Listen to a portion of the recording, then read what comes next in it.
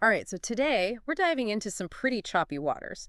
We're talking about the intersection of politics and science, specifically the whole Sharpie-gate controversy back in 2019. You remember that? Oh, yeah.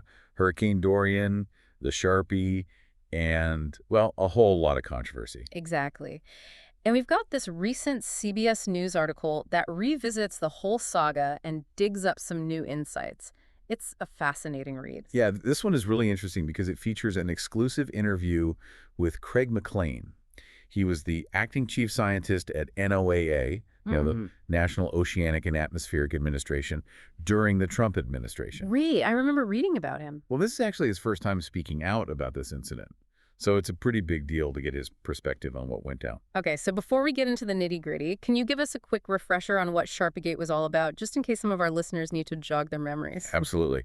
So we're talking about Hurricane Dorian back in 2019. Trump tweeted that Alabama was in danger from the hurricane. Right, I remember that. But the National Weather Service in Birmingham, they're the experts on the ground, they're part of NOAA, and they quickly corrected him, saying actually Alabama was not at risk. Okay, so that's where things started to get a little messy. Yeah, because then a few days later, Trump shows up with a map, and it looks like the cone of uncertainty, the projected path of the hurricane, has been extended into Alabama. With a Sharpie. Precisely. A Sharpie. And of course, that sparked a massive controversy. I mean, a lot of people accuse the White House of manipulating scientific data just to support Trump's claims. Exactly. And that's where Craig McLean comes into the picture. As NOAA's acting chief scientist, he was right in the middle of this whole storm. And what's his take on all of this? What does he say in the article? He expresses some serious concerns about the pressure that was put on NOAA to back up Trump's claims, even though they went against the actual forecast that was coming from the National Weather Service. He actually uses the word rage to describe his reaction. Wow, rage. Yeah, he felt a sense of rage when NOAA released that statement that seemed to support Trump and actually criticized the Birmingham NWS office for correcting the president. So basically, they threw their own scientists under the bus to avoid contradicting the president? Pretty much. And you can understand why McLean would be furious about that. Absolutely. So was there any official investigation into this whole mess? There actually were. There were two separate investigations.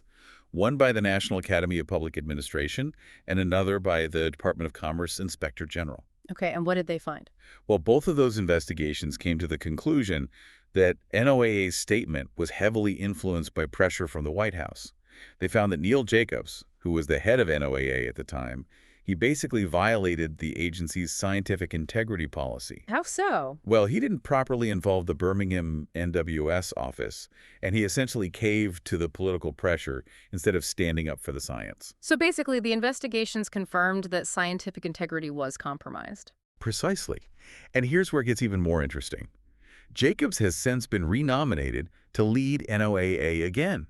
Serious? Yeah, and that's raising a lot of alarm bells for McLean and other scientists. Yeah. They see it as a sign that we haven't really learned anything from this whole debacle. It's like they're rewarding the behavior they were supposedly investigating. Right, and this gets to the heart of McLean's point in the article. He keeps emphasizing that people's lives actually depend on accurate hurricane forecasts. We're not just talking about theoretical debates here. Okay, but NOAA does a lot more than just hurricane forecasts, right? Oh, absolutely. It's Yeah. much broader than that. Think about climate change. Yeah. They provide risk assessments for businesses and insurance companies. Right. They help farmers plan for the future. So if you've got political agendas skewing the science coming out of NOAA, the implications could be huge. So this one incident, it's almost like the tip of the iceberg. It is. And that actually brings us to Project 2025. Okay, what is that? Oh. I haven't heard of that. So this is a roadmap that's been put together for a potential future Trump administration, and it calls for actually breaking up NOAA. It criticizes the agency, saying it's part of this climate change alarm industry. Wow, that seems pretty extreme. Right. But McLean sees this as a direct threat to NOAA's mission. He argues that NOAA is legally obligated to present the full scientific picture, even if it's not politically convenient. So we've got this tension between those who see NOAA as pushing an agenda and McLean, who's arguing that they're just doing their job presenting the science, even if it's alarming. Exactly, and it really highlights the challenge of maintaining scientific integrity in a highly politicized environment.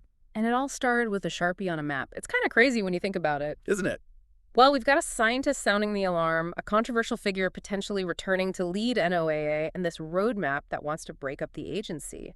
What a story. It's a lot to unpack. There's definitely more to explore here. There is. So stay with us. We'll be back after a short break to continue our deep dive into the Sharpie-gate saga and its potential implications for the future of science and politics in our country. We'll be right back. Welcome back.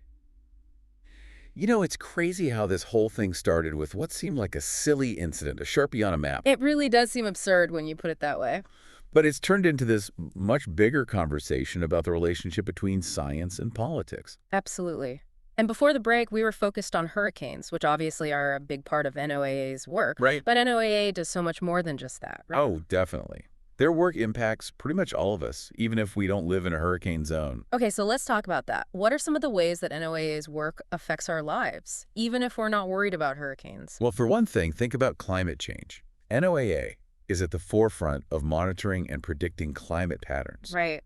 Their data is used by governments all over the world to make decisions about how to address this global challenge. So if there's political interference in NOAA's climate research, that's a pretty big deal. It is. I mean, imagine a scenario where their data on things like rising sea levels is downplayed or manipulated because of political pressure. Yikes. That could lead to really inadequate coastal protection measures, putting tons of people at risk. That's a scary thought. And speaking of potential risks, you mentioned Project 2025 before the break. This roadmap that calls for breaking up NOAA, Right. what kind of impact would that have if a future administration actually tried to dismantle the agency? It would be devastating. I mean, NOAA isn't just about predicting storms or studying climate change.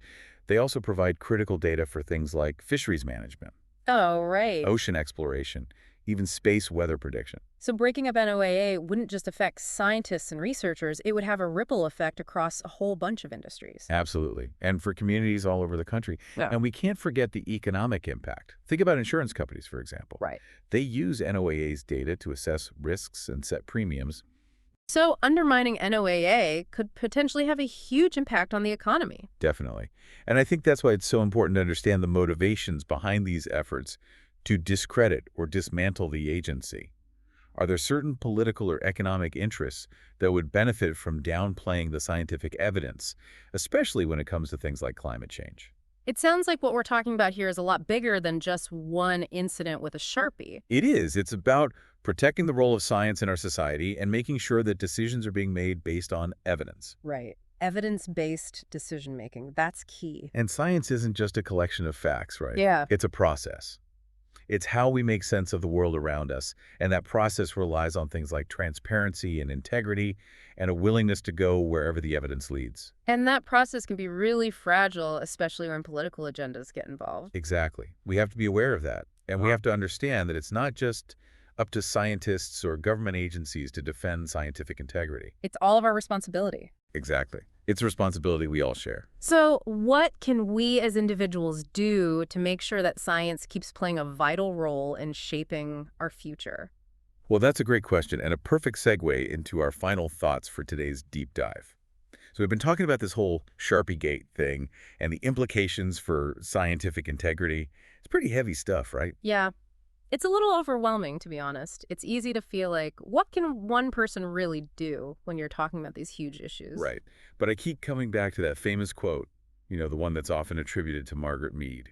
Never doubt that a small group of thoughtful, committed citizens can change the world. That's the one. It's a powerful reminder that even small actions can have a ripple effect. So how does that apply to what we've been discussing today, this tension between science and politics? Well, think about Craig McLean. He was just one person. But he had the courage to stand up and say, hey, this isn't right. He saw a breach of scientific integrity, and he spoke out against it. And that took guts, especially in that kind of environment. It did. And, his actions, along with those of others who also raised concerns, they led to those investigations. Right. And that helped to bring the problem to light. So individual actions, they can make a difference, even when it seems like you're up against this huge system. Okay, so what are some things that people can do if they want to help protect scientific integrity? Where do they even start? It can be as simple as staying informed about the issues, like really understanding the science behind the headlines. fact-checking information before you share it on social media. That's so important these days. It is. You can also support organizations that are fighting for scientific integrity. Right. Or contact your elected officials to let them know that you care about these issues. Let them know that you support evidence-based decision-making. So basically, be an engaged citizen. Exactly. And I think it's also really important to have respectful conversations with people who might have different viewpoints. We're not always going to agree on everything. That's for sure. But I think listening to each other and trying to understand where those disagreements come from, that can be a starting point. It's about finding common ground, right? Not just shouting at each other. That's right. And ultimately, I think it's about recognizing that science isn't a weapon. Yeah. It's a tool. It's a way of understanding the world, and it should be used to inform our decisions, not to dictate them or control them. Well said. Well, we've covered a lot of ground today. It's been a fascinating and honestly a bit of a sobering conversation. Yes. But as we wrap up, what's the one thing you really want our listeners to walk away with? I hope they walk away feeling like they can make a difference, like their voices matter. And that even small actions can contribute to something bigger? Exactly. Because protecting the integrity of science, that's not just the job of scientists or politicians. It's up to all of us. It is. So thanks for joining us on this deep dive. And until next time, stay curious, keep asking those tough questions, and never be afraid to stand up for what you believe in.